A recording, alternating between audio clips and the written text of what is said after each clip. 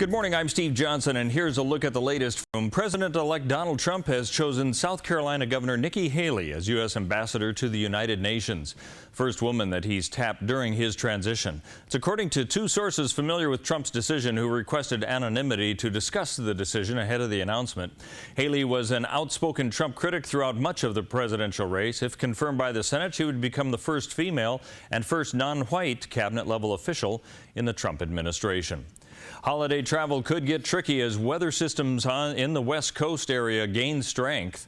A Pacific cold front moved through yesterday and last night, bringing with it high wind, rain, and higher elevations of snow.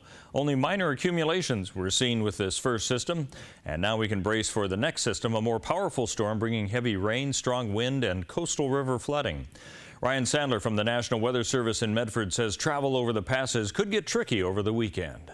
Well, we have some snow coming to the mountains, so people traveling Wednesday, one of the busiest traveling days, they'll have to get over the mountain passes if they're heading into California or going east of the Cascades, and they're going to find some snowy conditions and more difficult travel than just blue sky and dry pavement. So it's not a big storm, but it's still not a nice, easy travel day. Strong wind will make high-profile vehicles difficult to control, and minor urban street flooding is also possible near the coast over the weekend. Thunderstorms are a likely event from the coast inland tonight into the weekend as well.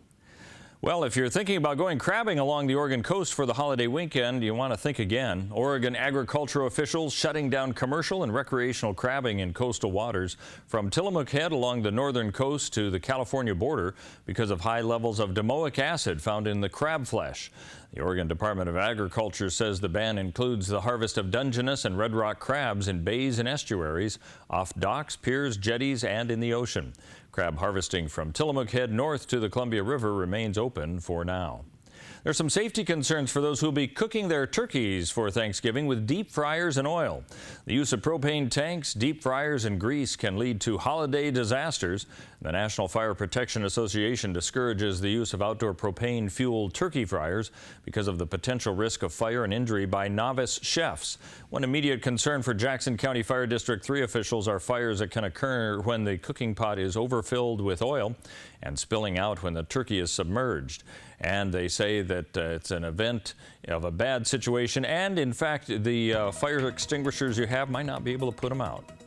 Let's take a look now at the weather scene and what we can expect for our area. And as we look to Northern California and in the Wairika area, we can be expecting to see that rain that will be expected through the holiday weekend.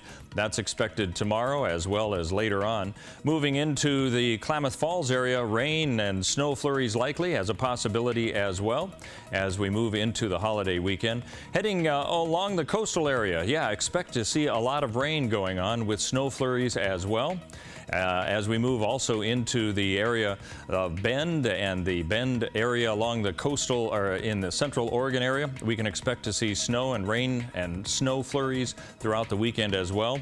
For the area of Portland, we can expect rain, of course, throughout the whole weekend. Rain tonight, of course, in the Medford area, but a 40% chance throughout the day today. That's news and weather here on the Dove.